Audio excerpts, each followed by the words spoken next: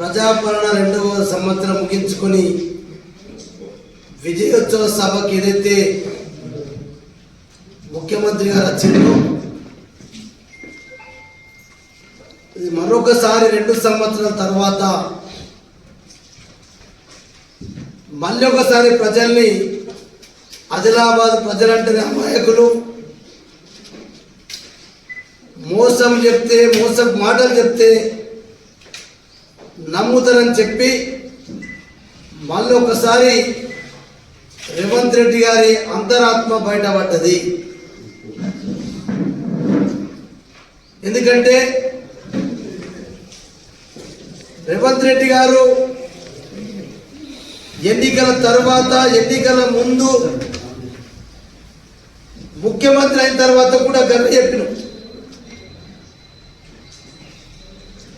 ముఖ్యమంత్రి అయిన తర్వాత ఇందరవెల్లికి వచ్చినప్పుడు మొట్టమొదటిసారి అదే చెప్పిన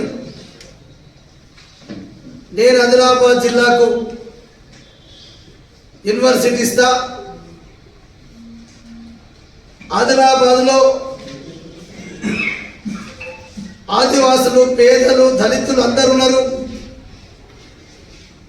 ఆదిలాబాద్ జిల్లాను దత్తత తీసుకుంటా, ఆదిలాబాద్లో ఉన్నటువంటి CCI cement corporation of India దాన్ని ప్రారంభిస్తాను.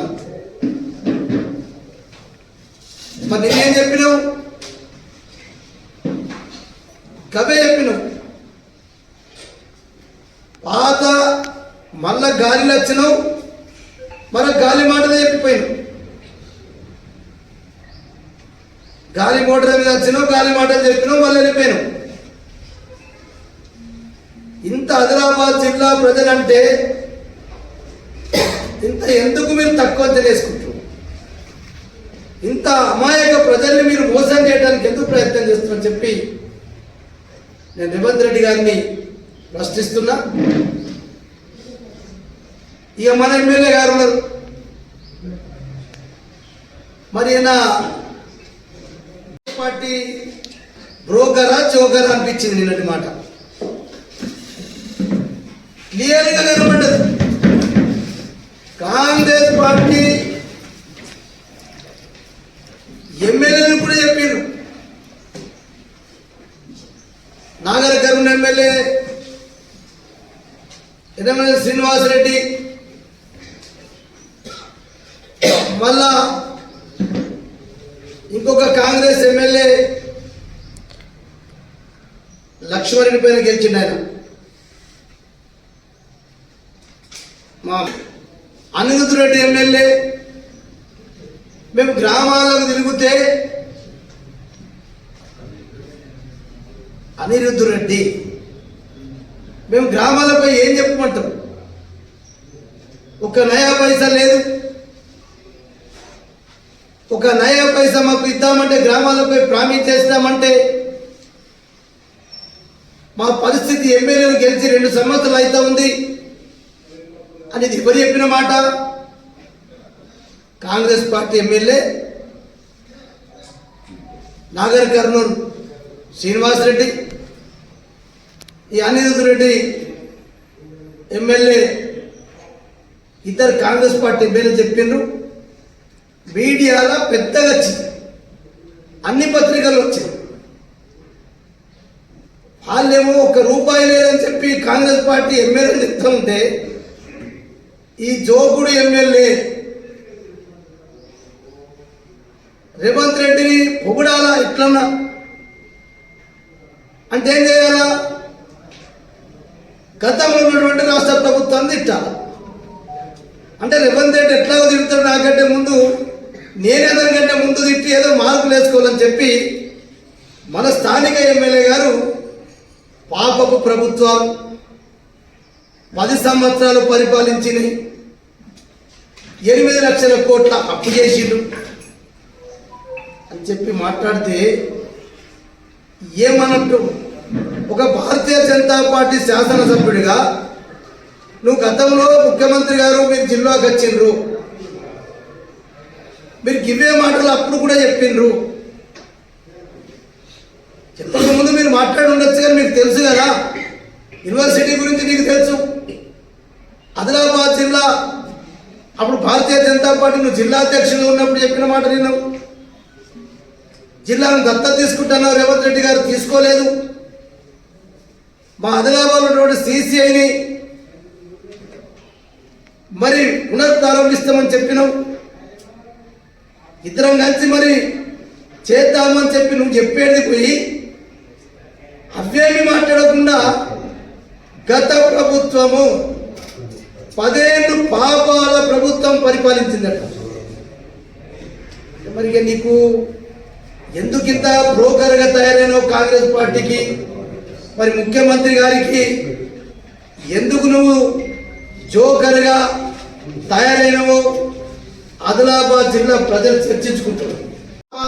పనిచేయడం వల్ల పాపం రేవంత్ రెడ్డి పని చేయలేకపోతున్నాడని చెప్తున్నట్టు ఈయన పని కొరకు ఈయన సిసిఐని అమ్మేసుకోవాలా, హైదరాబాద్లో భూముల్ని మరి ఏదైనా కొనుగోలు అమ్మకాలు చేస్తే దానికి సహకరించడానికి కొరకే నేను అనుకుంటా ఈ జోకుడు ప్రారంభమైందని చెప్పి నాకు చాలామంది మా మిత్రులు చాలామంది చెప్పారు.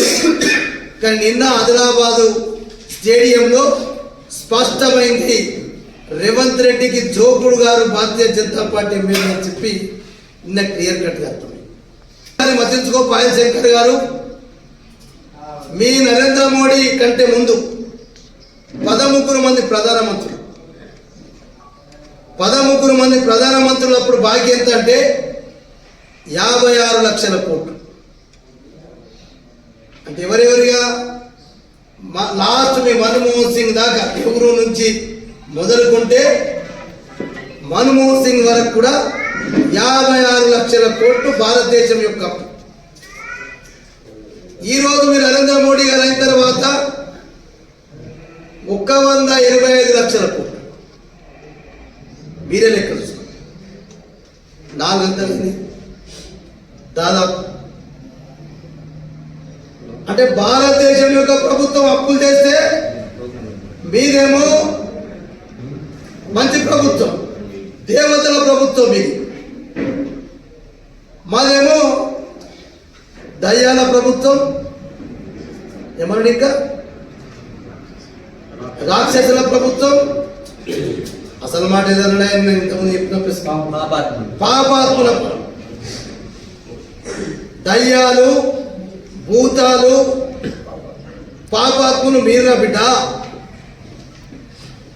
13వ ప్రధానమంత్రి దాకానేమో 56 లక్షల కోట్లు ఉంటుంది. మీ ప్రధానమంత్రి 14వ ప్రధానమంత్రి అంటే 185 లక్షల కోట్ల పోతుంది. మీరు పాపాత్ములా, మా కేసీఆర్ పాపాత్ముడా? దీన్ని బట్టి అర్థం చేసుకో, నువ్వు పక్క జోకుడు కాడని అర్థమైంది. ఇంత క్లియర్ కట్గా పేపర్లతో సహా మా పత్రికా మిత్రులకు, మా ప్రింట్ మీడియా ఎలక్ట్రానిక్ మిత్రులకు ఇది చూపిస్తున్నా. దయచేసి ఇలా ఆదిలాబాద్ ప్రజలు పాపం పక్క హిందూవాది, దేవతలు అంటే నేను ఒప్పుకోడు, దేవతల తిట్టిన ఒప్పుకోడు, మంచి హిందుత్వము పక్కా ఉన్న వ్యక్తి అన్నటువంటి వ్యక్తి ఇవాళ పక్కా నరేంద్ర మోడీ గారి నాయకత్వంలో గెలిచినట్టు చెప్పినటువంటి వ్యక్తి ఇవాళ రేవంత్ రెడ్డి జోకుతున్నాడు. దీన్ని బట్టి అర్థం చేసుకుంటాం. మీకు అందరికీ పక్కా సిసిఐ మీ కేంద్ర మంత్రి, మీ ఎన్డీఏలో ఉన్నటువంటి భాగస్వామికి చెందినటువంటి మీ కేంద్ర మంత్రి, భారీ పరిశ్రమ శాఖ మంత్రి కుమారస్వామి గారికి మేము 2/4/2025 నాడు కలిసి మాకు స్పష్టమైన హామీ ఇచ్చిండు, ఖచ్చితంగా ఇది ప్రైవేట్ పరం చెయ్యము, ప్రభుత్వ పరంగా నడిపిస్తామని చెప్పి కుమారస్వామి గారు మేము అఖిలపక్షం సిసిఐ అయితే పోరాట కమిటీ పోయినామో ఆల్ పార్టీస్ ఉన్నాం, బీజేపీ కాంగ్రెస్ తప్ప. ప్రభుత్వం పాపాత్మల ప్రభుత్వం అని చెప్పిన వ్యక్తి, అప్పులు చేసినన్న వ్యక్తి మరి 90% పనులు చెన్నాకాకోట పనులు పూర్తి అయిపోయినాయి. ముఖ్యమంత్రి గారు ఇంకొక 5-10% పనులు పెండింగ్ ఉన్నాయి. మరి ఆ 90% భారతీయ జనతా పార్టీ ప్రభుత్వం చేసిందా లేకుంటే కాంగ్రెస్ పార్టీ ప్రభుత్వం చేసిందా? మేము పాపాత్మలు అయితే, మేము దయ్యాల ప్రభుత్వం అయితే భూతాల ప్రభుత్వం అయితే మరి ఎవరు చేసినా 90% పనులు సిగ్గు లేకుండా మాట్లాడుతావు ఎమ్మెల్యేగా. ఎందుకు ఇంత బ్రోకరిజం చేస్తున్నావు? ఎందుకు ఇంత పైసలు సంపాదించాలంటే బాగా రకాల సంపాదించుకోవచ్చు. నీకు అంత పైసల పిచ్చే ఉంటే. కానీ ఇక్కడ ఆదిలాబాద్ ప్రజల ఆస్తులను ఎందుకు తాకట్టు పెడుతున్నావు? ఆత్మగౌరవాన్ని ఎందుకు తాకట్టు పెడుతున్నావు? ఆత్మగౌరవాన్ని ఎందుకు మమ్మల్ని కించపరుస్తూ ఉన్నావు? ఆదిలాబాద్ ప్రజల యొక్క ఆకాంక్షలు, కోరికలు ఇది మేము అడిగినాం. ఏదో భారతీయ జనతా పార్టీ ఎమ్మెల్యే ముఖ్యమంత్రి ప్రోగ్రాంకి పోయినట్టు నువ్వేదో కొత్తగా పోయినట్టు. మా ముఖ్యమంత్రి గారు కూడా జానారెడ్డి గారు ప్రతిపక్ష నాయకుడు ఉన్నప్పుడు మా కేసీఆర్ గారు ముఖ్యమంత్రి ఉంటే ఆనాడు ఏసీడీపీ ఫండ్లు అది ఆనవాయితీగా వస్తుండే. ఒకవేళ కాంగ్రెస్ పార్టీ ఇంకా ఏ పార్టీ గవర్నమెంట్ ఉన్నా అపోజిషన్ పార్టీ ఎమ్మెల్యే ఉంటే సగం అధికార పార్టీకి ఎమ్మెల్యే లేకపోతే సగం వేరే ప్రతిపక్షంలో ఉన్నటువంటి ఎమ్మెల్యే ఓడిపోయితే సపోజ్ నేనే భారతీయ జనతా పార్టీ ఎమ్మెల్యేనా నిన్న మొన్ననే దేవుళ్ళని తిట్టా, ముక్కోటి దేవతలను తిడితే మాట్లాడకపోయా. అంతకుముందు ఒకరోజు ముందే అలా జిల్లా భారతీయ జనతా పార్టీ అధ్యక్షుడు బ్రహ్మానందం గారు ముక్కోటి దేవతల మీద కాంగ్రెస్ పార్టీ ముఖ్యమంత్రి మాట్లాడితే దిష్టిబొమ్మ దగ్ధం చేస్తారని అరెస్ట్ చేశా.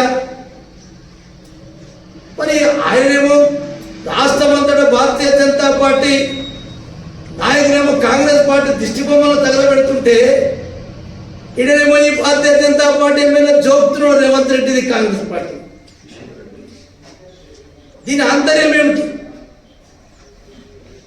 దీని మతలబ్ ఏంటి? ఈ దేనికి లోపాయికారి ఒప్పందం చేసుకున్నావు? ఇదేమి అక్రమ సంబంధం? ఇది అక్రమ సంబంధమే. నిజంగా గతంలో చాలా రోజుల నుంచి నాకు నేను ప్రెస్ మీట్లో చెప్పిన రేవంత్ రెడ్డి గారికి పాయల్ శంకర్ గారికి అక్రమ సంబంధం ఉన్నది, ఏదో ఆలోచన పడ్డాడు. ఆదిలాబాద్ సీసీఐని ప్రైవేట్కి అమ్ముకునే ప్రయత్నం చేస్తున్నా నేను అన్నాడు చెప్పిన ఇంతకుముందే ప్రశ్న. కానీ రేవంత్ రెడ్డి గారు చెప్పగానే చెప్పేసింది, అరే భయ్ ప్రైవేట్ కమ్యూనికేటర్కే పాయల్ శంకర్ గారి ప్రయత్నంలో ఇది ఒక భాగం, ఇది లోపాయికారి ఒప్పందం, ఇదే అక్రమ సంబంధం అని చెప్పి నేను శ్రీధర్ బాబు గారు ప్రొడక్ట్ వచ్చినప్పుడు చెప్పిన ఇదేదో గోల్మాల్ నడుస్తూ ఉంది, ఇదేదో లోపాయికారి ఒప్పందం రేవంత్ రెడ్డి పాయల్ శంకర్ శ్రీధర్ బాబు గారు జరుపుకుంటున్నట్టున్నారు, ఇది పక్క ఆదిలాబాద్కి అన్యాయం జరుగుతుంది. అదే నిన్న రేవంత్ రెడ్డి గారు చెప్పని చెప్పేసి. రెండో విషయం 8 లక్షల కోట్లు అంటాడు కదా, మీ ప్రెస్ మీట్లో మీకు కాపీలు ఇస్తాం. ఇదే రఘునందన్ రావు గారు మాట్లాడుతూ 11 ఆగస్టు 2025 నాడు మీరు తీసుకపోమని కూడా మేము రిక్వెస్ట్ చేసినాం. ఇది ప్రైవేట్ పరమయ్యే ప్రసక్తే లేదు, మేమే ఆల్రెడీ రాసినాం. పాపం గోడం నగేష్ పక్కకున్నాడు, నేను అడుగుతానని జంగుబాయి మీద దీక్ష ఒట్టు తీసుకుంటాడు అడుగుతాను. ఇది ఆనాడు అనంత గీతే గారు భారీ పరిశ్రమ శాఖ మంత్రి, ఆయన పాపం ఇప్పుడు స్వర్గస్థులైన లేడు, శివసేన పార్టీ. ఆయన ముందర మేము నేను గోడం నగేష్ ఇంద్రకరణ్ రెడ్డి అందరం మేము ఉన్నాం. కేటీఆర్ని తీసుకొని వస్తారంటే కూడా కేటీఆర్ని కూడా మళ్ళీ నెక్స్ట్ ఇయర్ తీసుకుపోయినాం. సిసిఐ చైర్మన్ వచ్చిండు, వాళ్ళ సీఎం వచ్చిండు. ఆదిలాబాద్ ఇట్టుంది పరిస్థితి ఉంది, డైనమిక్ యంగ్ లీడరు కేటీఆర్ గారు వచ్చిందని చెప్తే కేటీఆర్ గారు కండిషన్ పెట్టిన దగ్గర కూడా మీకు ఇది అనేకసారి చెప్పారు. లేదా ఉన్నట్టు మీరు నడుపుతారా, పునః ప్రారంభిస్తారా, మీ ప్రభుత్వం ప్రారంభించారు, లేదా 49-51% నడుపుదామా, లేదా 100% మేము టేక్ ఓవర్ చేసుకుంటాం, మీ సీసీఐని మాకు రాష్ట్ర ప్రభుత్వానికి అప్పచెప్తే 100% మేమే ఖర్చు చేసి ఆదిలాబాద్లో సిమెంట్ పరిశ్రమని ప్రారంభిస్తామని చెప్పి పునః ప్రారంభిస్తామని చెప్పి మా కేటీఆర్ లేఖ రాసింది కూడా మీకు అన్ని దాని పత్రిక కూడా ముఖ్యమించింది. జయపాల్ రెడ్డికి సంబంధించినటువంటి వాళ్ళ కొడుకు అంటే మామ కొడుకు మేనమామ తెచ్చి ఇక్కడ సీసీఐ దూసిపోయిండు, అమ్మటానికి సిద్ధం చేసుకున్నారు. రేవంత్ రెడ్డి పాయల్ శంకర్ గారు ఒప్పందం అయిపోయింది. ఖబర్దార్, మా భూములు ఏమైనాయి, మా భూ నిర్వాసితుల కానాడు మీ ఎంపీ మాజీ ఇలా కాంగ్రెస్ పార్టీ కావచ్చు సోయం బాబురావు గారు ఆనాడు మాటిచ్చి నిమ్మరసం ఇచ్చి లేపిండాల దీక్షను. మీ భూములు మీకే ఉంటాయి, వాళ్ళ పరిశ్రమ ప్రారంభించకపోతే మీ భూములు మీకు తిరిగి ఇస్తామని చెప్పిండు. ఆ భూ నిర్వాసితులతోటి పెద్ద ఎత్తున ఆందోళన కార్యక్రమం చేస్తాం.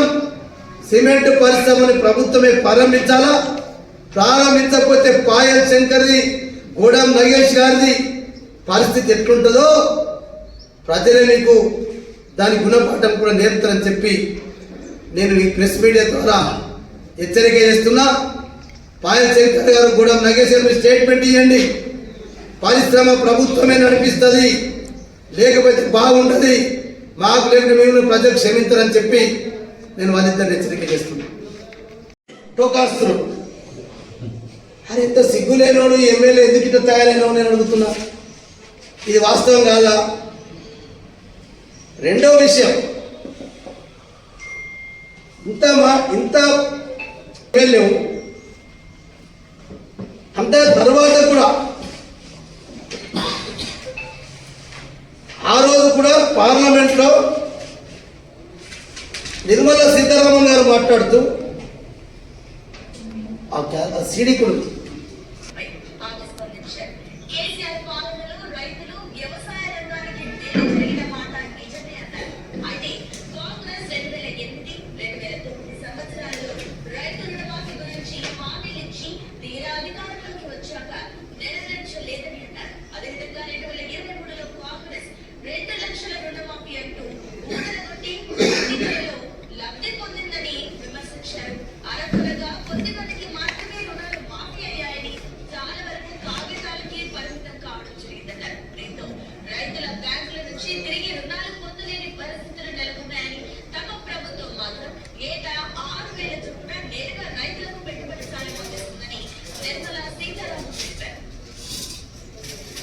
ఇదే కాకుండా ఆమె పార్లమెంట్లో ఇంకా క్లియర్గా మాట్లాడుతూ గతంలో ఉన్నటువంటి కేసీఆర్ గారి ప్రభుత్వం ఎఫ్ఆర్బిఎం కట్టుబడి ఫైనాన్స్ పొజిషన్ సక్రమంగా ఉంచింది. భారతదేశంలో మంచి రాష్ట్రాలలో ఆర్థిక పరిస్థితి మంచి రాష్ట్రాలలో తెలంగాణ రాష్ట్ర సమితి ఒకటి అని చెప్పి మీకు నేను ఈ కాపీ కూడా పత్రికా మిత్రులకు పంపిస్తాను. అరే ఇంత నిర్మలా సీతారామన్ చెప్తారు, మీరు అభినందన రావాలన్న పుస్తకం తీసుకోవడానికి కొరకు పాయల్ శంకర్ది పబ్లిక్ ముందర సీసీఐని ప్రైవేట్ కమ్ముస్తా అని చెప్పి పర్మిషన్ ప్రజల సమక్షంలో తీసుకున్నట్టు చెప్పించుకోవటానికి నీ గ్రామ పంచాయతీ ఎన్నికల ప్రచారం చేసుకుంటానికి వచ్చావు తప్ప నువ్వు గతంలో పాడిన పాటనే వాడినావు, గాలి నచ్చినావు, గాలి మాటలు చెప్పినావు, పీకినావు. రేవంత్ రెడ్డి గారు ఇది మోసం, ఇది దగా, పచ్చి మోసం చేసిన ఆదిలాబాద్ ప్రజలని చెప్పి నేను ఈ సందర్భంగా రేవంత్ రెడ్డి గారిని, ఈ స్థానిక ఎమ్మెల్యే ఎంపీ గారిని ఇలా ఏం మాట్లాడుతున్నాడు. ఇలా 73 కోట్లు మంజూరు చేసింది, 70% రాష్ట్ర ప్రభుత్వం ఓవర్ బ్రిడ్జ్. మరి ఇప్పటిదాకా రాష్ట్ర ప్రభుత్వం 2 ఏళ్ళు అయింది, అప్పుడు మా ప్రభుత్వం ఇయ్యలేదని చెప్పి ఇదే భారతీయ జనతా పార్టీ అధ్యక్షుడు మొత్తుకొని చచ్చిండు. ఇలా ఎమ్మెల్యేను గది రేవంత్ రెడ్డి గారిని అడగకపోతుంది, సార్ మా ఓవర్ బ్రిడ్జ్ పనులు ఆగిపోయినాయి, కాంట్రాక్టర్ పేమెంట్లు అని చెప్పి ఎందుకు అడగాలి అంటే నీకు ఓవర్ బ్రిడ్జ్ మీద ప్రేమ లేదన్నట్టు. నీకు సీసీఐ మీద ఉన్న ప్రేమ అమ్ముకోనుట్లా నీ హైదరాబాద్లో భూముల లావాదేవీలు నడుపుకోవడానికి రేవంత్ రెడ్డిని పొగడుతున్నావు తప్ప ఇక్కడ సమస్యలు లేవా? ఇక్కడ అడగవా? రైల్వే ఆర్మూర్ ఆదిలాబాద్ రైల్వే అంటే మీకు వేయాలంటారు. ఆర్మూర్ ఆదిలాబాద్ రైల్వే ఎందుకు వేయాలా? నేను ఆనాడు కూడా ప్రెస్ మీట్లో చెప్పిన, భారతీయ జనతా పార్టీ ప్రభుత్వాలు ఉంటేనేమో డబల్ ఇంజన్ సర్కార్ ఉన్న దగ్గరనేమో రైల్వేలకు మొత్తం కేంద్రం నిధులు ఇస్తుంది, సింగిల్ ఇంజన్ ప్రభుత్వం ఉంటేనేమో మమ్మల్ని సగం పెట్టమంటారు. ఎందుకు పెట్టాలా? భారతీయ జనతా పార్టీ ఇతర ప్రభుత్వాలు ఉంటే మమ్మల్ని పెట్టమంటారు, అందుకు మేము పెట్టలే. దానికి ఏదో ఎయిర్పోర్ట్ గురించి కేసీఆర్ఏ నగేష్ గారు రాలే, మేము వినతి పత్రం కేంద్రం పోయలే, ఎయిర్పోర్ట్ గురించి అడగలే. వీళ్ళేదో ఎయిర్పోర్ట్ పాపం మరి నాకు కూడా డౌట్ ఉంది. మా పత్రికా మిత్రులు నాకంటే ఎక్కువ తెలియవంతున్నారు కాబట్టి ఈ ఎయిర్పోర్ట్ కేంద్రమా రాష్ట్రమా? రేవంత్ రెడ్డి గారు ఇచ్చిండు, జీవో ఇచ్చినాం భూసేకరణ. భూసేకరణ డబ్బులు ఇవ్వాలా. మమ్మనూరులో వరంగల్లో ఎన్నేళ్ళైంది ఇప్పుడు, ఇప్పటికి ఇంకా భూ సేకరణ జరగలేదు. దాని డబ్బులు రాష్ట్ర ప్రభుత్వం ఇంకా సగంకు సగం రిలీజ్ చేసింది. ఈయనలో జీవో ఇచ్చి ప్రభుత్వం పర్మిషన్ ఇచ్చిందని చెప్పి థ్యాంక్స్ చెప్పి మేము కూడా భూసేకరణ కొరకు పర్మిషన్ ఇచ్చి ఆడుతున్న డ్రామా. మీ డ్రామా ఎన్నడో బయటపడతా అనుకుంటుంది, నిన్ననే బయటపడ్డది. రేపటి నుంచి ఎల్లుండి నుంచో అతి త్వరలో అదే సిసిఐకి సంబంధించినటువంటి మా కమిటీ ఉందో పక్కాలతో సమావేశం పెట్టి ఆ భూములు కోల్పోయిన రైతుల దగ్గరికి పోతాం. ఉద్యోగాలు ఇచ్చి ఉద్యోగాల్లోకి ఇప్పుడు చస్తున్నటువంటి పరిశ్రమటువంటి వాళ్ళ దగ్గర పోయి మాట్లాడతాం. తప్పకుండా మల్లా కుమారస్వామి గారి కేంద్ర మంత్రి దగ్గరికి వెళ్తాం. కేంద్ర రెడ్డి గారికి ఈ పాయ చక్కెర ఇద్దరు నాటకం మాత్రం ప్రైవేట్ కప్ప చెప్పాలనేది అప్పుడు తెల్లమైంది అని చెప్పి నేను ఈ సందర్భంగా కేసీఆర్ గారి